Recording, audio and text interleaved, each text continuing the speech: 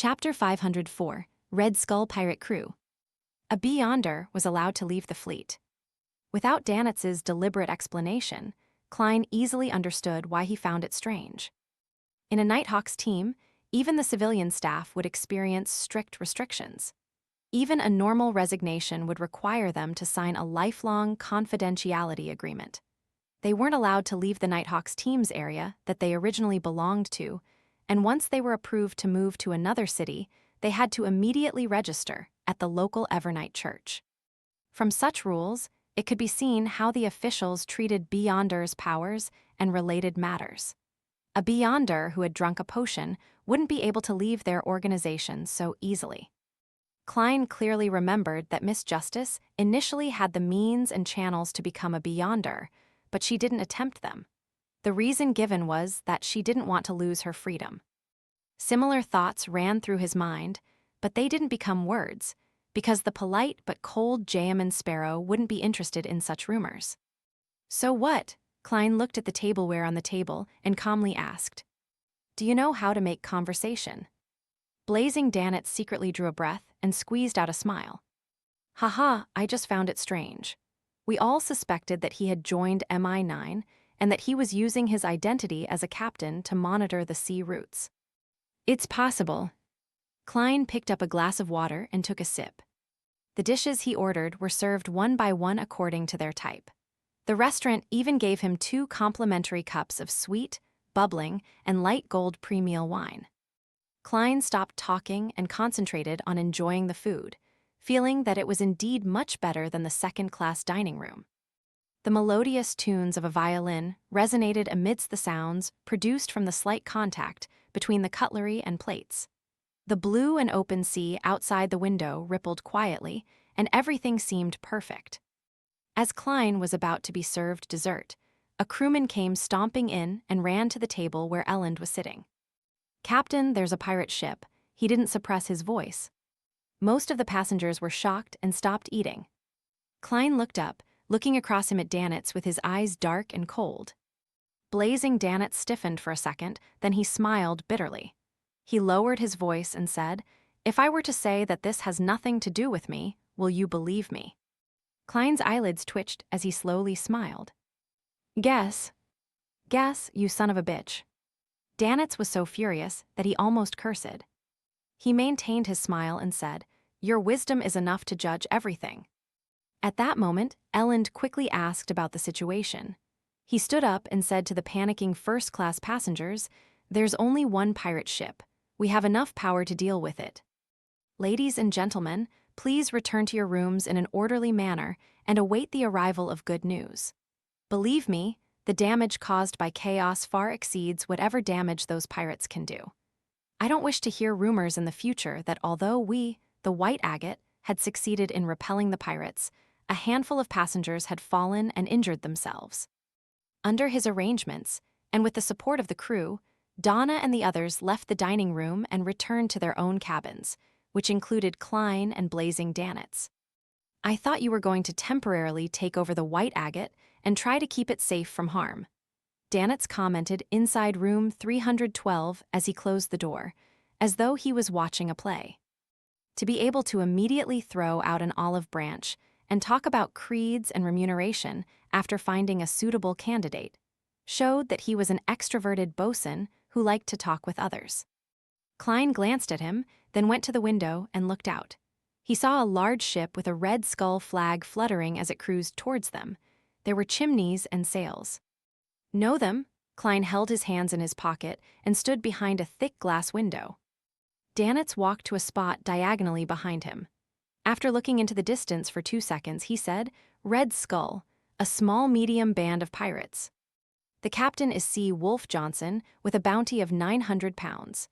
The first mate is One-Eyed Anderson with a bounty of 500 pounds. In the pirate world, a bounty was an important reference point that determined one's status and standing. Considering that he didn't have the ability to move underwater adeptly, it would be easy to have innocents die if he allowed the pirates to board the ship."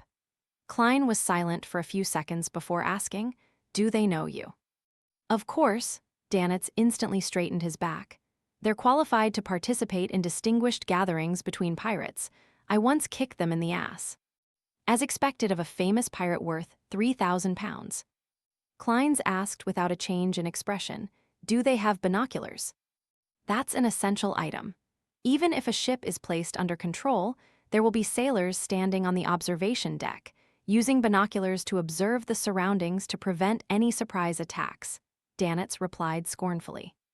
He could finally tell that this dangerous fellow was a new adventurer, and it was very likely that this was his first time at sea. Was he a famous bounty hunter, a member of a secret organization? Danitz subconsciously guessed Jayaman Sparrow's past. During such times, will the captain and the first mate use their binoculars to observe us? Cline originally wanted to address them as 900 pounds and 500 pounds, but he found it a bit impolite. Definitely, they have to keep track of their target, Danitz replied, slightly puzzled.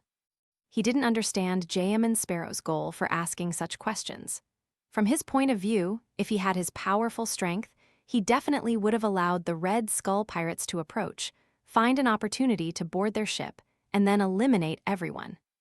Cline tilted his head and looked at Danitz before revealing a gentlemanly and warm smile. That's good. What do you want to do? Don't smile like that. Danitz suddenly panicked and summoned the courage to fight back. Take off your wig, Cline calmly ordered. Danitz was puzzled as he slowly removed the wig from his head. Cline took out a special bottle of extract from his secret pocket and handed it over. Wipe your eyebrows and face clean. This was a mystical, makeup removal extract he had prepared before advancing to faceless. He had used it when attacking the Wraith from the Rose School of Thought. Although Cline no longer needed it anymore, he had been reluctant to throw it away. Danitz was even more confused. However, he was unwilling to throw himself into an irreversible situation unless he was really attacked physically. He had no choice but to do as he was told, removing the disguise on his face and restoring his original appearance. Putting away the small metal bottle, Cline opened the window and let the sea breeze pour in. Stand here and look outside. He pointed directly behind the window and said to blazing Danitz. Danitz warily walked over in a daze and stood firmly behind the window. Cline observed for a few seconds, then he calmly said, You have two choices. 1, crawl out and hang there in an eye-catching manner. 2, you get held by the collar by me and hung there in an eye-catching manner. What do you want to do? Danitz blurted out. Cline revealed his amiable smile again. Show you to the pirates. I believe Vice Admiral Iceberg's fourth bosun holds sufficient weight to persuade them to retreat. No, don't do that. Danitz subconsciously rejected the notion. He could imagine what the people from the Red Skull pirate crew would think when they discovered him. Either Blazing Danitz had been captured, and there was a very terrifying powerhouse on the ship, or the ship was already being targeted by Vice Admiral Iceberg, and that other pirates were to immediately keep their distance. And the way I'm hung up decides which thought they would have. Danitz thought sadly. Cline smiled even more genially. I'm a very easy person to get along with, really, as long as you do as I tell you. At this moment, Danitz once again felt the indescribable sense of hunger. He felt as if his flesh and soul could be torn from his body at any moment. After weighing the pros and cons for a second, he half raised his hands, gritted his teeth, and smiled. I'll do it myself. Holding back his anger and grievances, Danitz turned and climbed out of the window. Using his balance and strength from years of experience, he hung himself off the cabin with his forearm. Don't try to escape. I'm not a patient man. Cline's face turned cold as he gently reminded. Phew. Danitz resisted the urge to release his forearm and jump straight down. On the pirate ship in the distance, the crew responsible for observing the white agate sent a message to Seawolf Johnson.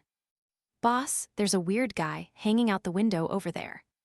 Johnson was stunned for a second. He raised his binoculars and placed it in front of his eyes. He quickly discovered the strange fellow who his subordinate was talking about. The man's position was simply too eye-catching. Isn't that Blazing Danitz? Johnson's brows twitched as he recognized the man. How did he get on the white agate? What's the meaning of him hanging outside? This is Vice Admiral Iceberg's prey. After a series of questions, Seawolf came to a conclusion. He raised his right hand and said, "Everyone take note. Stay far away from this area immediately." In room 305, Cleves stood by the window with the revolver gripped tightly in his hand as a precaution against the potential sea skirmish. Donna's family was a little frightened. They didn't return to their respective bedrooms, but they instead sat in the living room, waiting for the bombardment to begin. Cecile and the other bodyguard, Teague, stood guard beside them, fully alert. At this moment, a look of confusion appeared in Cleves' slightly aged eyes. After a few minutes, he took a step back, lowered his muzzle, and said to the people, "The pirates have left." What? This development left Ertie Branch and the others surprised and confused. They had no idea what the pirates were thinking. Room 312. Blazing Danitz crawled back and couldn't help but give a snort. "You're borrowing my captain's reputation. She really hates these kinds of things. Just wait for Vice Admiral Iceberg to teach you a lesson." Danitz thought angrily.